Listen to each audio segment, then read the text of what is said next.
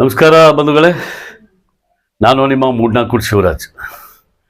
ಬಂಧುಗಳೇ, ರಾಜ್ಯ ಮತ್ತು ದೇಶದಲ್ಲಿ ಗ್ಯಾರಂಟಿಗಳಿಗೆ, ಕಾಂಗ್ರೆಸ್ ಸರ್ಕಾರದ ಗ್ಯಾರಂಟಿಗಳಿಗೆ ಗೋಲಿ ಹೊಡೆದ ಮತದಾರ.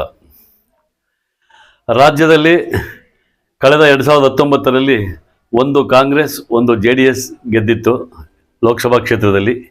ಈ ಬಾರಿ ಲೋಕಸಭಾ ಕ್ಷೇತ್ರದಲ್ಲಿ 9 ಕಾಂಗ್ರೆಸ್, 2 JDS, 17 BJP ಗೆದ್ದಿದೆ. ಕಳೆದ ಒಂದು ವರ್ಷದಿಂದಲೂ ಸಹ ನಾವು ಗ್ಯಾರಂಟಿ ಕೊಟ್ಟಿದ್ದೀವಿ ಅಂತ ಬೊಬ್ಬೆ ಬೆಳೆದಿದ್ದು.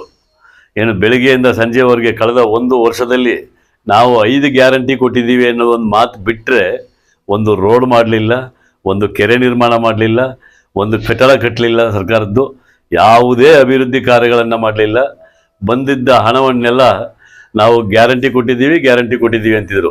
ಅಂದರೆ ನಾನು ಕಳೆದ ಬಾರಿ ಒಂದು ಸಾರಿ ಹೇಳಿದ್ದೆ, ಅವ್ರು ಕೊಟ್ಟಿದ್ದ ಗ್ಯಾರಂಟಿಯ ಪ್ರಯುಕ್ತ 2,000 ಕೊಟ್ಟಿದ್ದು ಪ್ರತಿದಿನ ಸಾಯಂಕಾಲ ಕಡಲೆಪುರಿ ಟೀಗೆ ಆಗ್ತಿತ್ತು ಅಷ್ಟೇ.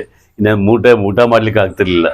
ಏನೋ ಒಂದು 10,000ನೋ 15,000ನೋ ಕೊಟ್ಟಿರೋ ಥರ ಬಡ ಕುಟುಂಬಗಳು ನೆಮ್ಮದಿಯಾಗಿ ಇವ್ರು ಕೊಟ್ಟ ಹಣದಲ್ಲಿ ಜೀವನ ಮಾಡ್ಬೋದು ಅನ್ನೋ ಲೆಕ್ಕಾಚಾರದಲ್ಲಿ ಮಾತಾಡ್ತಾ ಇದ್ರು ಅವರು. ಆದರೆ ಈ ಬಾರಿಯ ಮತದಾರ ಇವರ ಗ್ಯಾರಂಟಿಗಳಿಗೆ ಬೆಲೆ ಕೊಡಲಿಲ್ಲ, ಗೋಲಿ ಹೊಡೆದ. ಏನೋ ಹಾಗೂ ಅಪ್ಪಿ ಕೆಲವು ವ್ಯತ್ಯಾಸಗಳಾಗಿ ಈ ಬಾರಿ ಕಾಂಗ್ರೆಸ್ ಪಕ್ಷದವರು ಮಾಡಿದ ಜಾತಿ ಸಮೀಕರಣ, ಅಹಿಂದ ಸಮೀಕರಣ, ಹೀಗಾಗಿ ಜೊತೆಗೆ ಇನ್ನೂ ಹಲವಾರು ಕಾರಣಗಳಿಂದಾಗಿ 9 ಕ್ಷೇತ್ರಗಳಿಗೆ ಇಳಿದ್ರು. ಆ್ಯಕ್ಚುಲ್ ಆಗಿ ಈ ಸರ್ಕಾರ, ಸಿದ್ದರಾಮಯ್ಯನವರು ನೈತಿಕ ಹೊಣೆ ಹೊತ್ತು ರಾಜೀನಾಮೆ ಕೊಡಬೇಕು.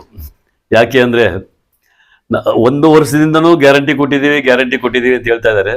ಇವರು ಗ್ಯಾರಂಟಿ ಕೊಟ್ಟಿದ ಮೇಲೆ ಕನಿಷ್ಠ 25 ಸೀಟಾದರೂ ಗೆಲ್ಲಬೇಕಾಗಿತ್ತು ಕಾಂಗ್ರೆಸ್ಸು.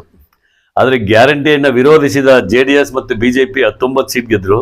ನಾವು ಗ್ಯಾರಂಟಿ ಕೊಟ್ಟಿದ್ದೀವಿ ಅಂದವರು ಕೇವಲ 9 ಸೀಟ್ಗೆ ಇಳಿದ್ರು. ಆದ್ದರಿಂದ ಇದರ ಹೊಣೆಯನ್ನು ರಾಜ್ಯದ ಉಪಮುಖ್ಯಮಂತ್ರಿಯಾದ DK ಶಿವಕುಮಾರ್ ಅವರು ಮತ್ತು ರಾಜ್ಯದ ಮುಖ್ಯಮಂತ್ರಿ ಸಿದ್ದರಾಮಯ್ಯನವರು ಇದರ ಹೊಣೆಯನ್ನು ಹೊತ್ತು ಅವರ ನೇತೃತ್ವ ಸರ್ಕಾರವನ್ನು ವಿಸರ್ಜನೆ ಮಾಡಬೇಕು. ಮತ್ತು ಸಿದ್ದರಾಮಯ್ಯನವರು ಮತ್ತು DK ಶಿವಕುಮಾರ್ ಅವರು ತಮ್ಮ ನೈತಿಕ ಹೊಣೆ ಹೊತ್ತು ಈ ರಾಜ್ಯದ ಮುಖ್ಯಮಂತ್ರಿ ಸ್ಥಾನಕ್ಕೆ ಹಾಗೆ ಉಪಮುಖ್ಯಮಂತ್ರಿ ಸ್ಥಾನಕ್ಕೆ ರಾಜೀನಾಮೆ ಕೊಡಬೇಕಾಗಿತ್ತು. ಇಷ್ಟೊತ್ತಿಗೆ ನಿಜವಾಗ್ಲೂ ಇವರಿಗೆ ನೈತಿಕತೆ ಇದ್ದಿದ್ದರೆ ರಾಜೀನಾಮೆ ಕೊಟ್ಟು ಇದುವರೆಗೆ ಸರ್ಕಾರನ ವಿಸರ್ಜನೆ ಮಾಡಬೇಕಾಗಿತ್ತು.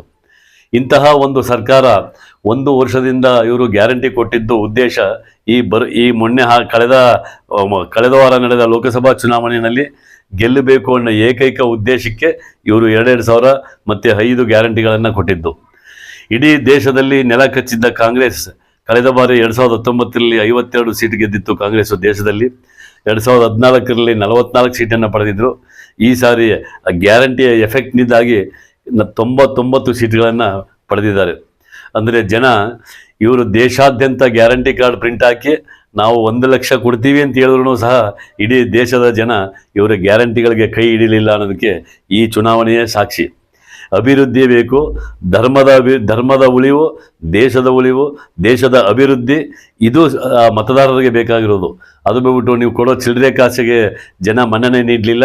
ಆದ್ದರಿಂದ ಈ ಕಾಂಗ್ರೆಸ್ ಪಕ್ಷದ ಗ್ಯಾರಂಟಿ ಏನಿದೆ, ಈ ಗ್ಯಾರಂಟಿಗಳಿಗೆ, ಸರ್ಕಾರದ ಗ್ಯಾರಂಟಿಗಳಿಗೆ ಮತ್ತು ಕಾಂಗ್ರೆಸ್ ಪಕ್ಷದ ಗ್ಯಾರಂಟಿಗಳಿಗೆ ಮತದಾರರು ಗೋಲಿ ಹೊಡೆದಿದ್ದಾರೆ. ಇದರ ನೈತಿಕ ಹೊಣೆಯನ್ನು ಹೊತ್ತು ರಾಜ್ಯ ಸರ್ಕಾರದ ಮುಖ್ಯಮಂತ್ರಿಗಳು ಮತ್ತು ಯಾರೋ DK ಶಿವಕುಮಾರ್ ಅವರು ನೈತಿಕ ಹೊಣೆ ಹೊತ್ತು ಇಷ್ಟೊತ್ತಿಗಾಗಲೇ ರಾಜೀನಾಮೆ ಕೊಡಬೇಕಾಗಿತ್ತು. ಇನ್ನೂ ಕೊಟ್ಟಿಲ್ಲ. ಅವರಷ್ಟು ಸುಲಭ ಕೊಡೋರಲ್ಲ ಅವರು. ಗ್ಯಾರಂಟಿ ಅಂತ ಬಾಯಿ ಬಡ್ಕೋತಾ ಇದ್ರು. ಇವರ ಗ್ಯಾರಂಟಿಗೆ ಮತದಾರ ಗೋಲಿ ಹೊಡೆದ.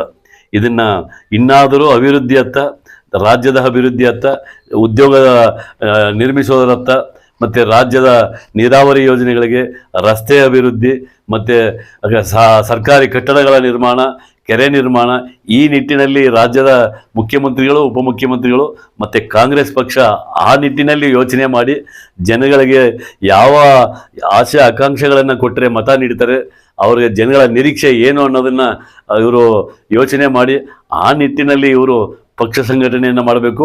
ಆ ನಿಟ್ಟಿನಲ್ಲಿ ದೇಶದ ಭದ್ರತೆ ಮತ್ತು ಧರ್ಮದ ಭದ್ರತೆ, ದೇಶದಲ್ಲಿ ಉದ್ಯೋಗ ಸಮಸ್ಯೆ ನಿರ್ಮಾಣವಾಗದಂತೆ ಅವರಿಗೆ ಆಗಾಗ ಕಾಲಕಾಲಕ್ಕೆ ಉದ್ಯೋಗ ಸೃಷ್ಟಿಯನ್ನು ಮಾಡಬೇಕು. ರಾಜ್ಯದ ಅಭಿವೃದ್ಧಿ ಆಗಬೇಕು, ದೇಶದ ಅಭಿವೃದ್ಧಿ ಆಗಬೇಕು. ಆಗ ಮಾತ್ರ ಮತದಾರ ಕೈ ಹಿಡಿತಾನೆ ಅನ್ನೋದಕ್ಕೆ ಈ ಚುನಾವಣೆಯೇ ಸಾಕ್ಷಿ. ನೀವೇನಂತೀರಾ? ಧನ್ಯವಾದಗಳು.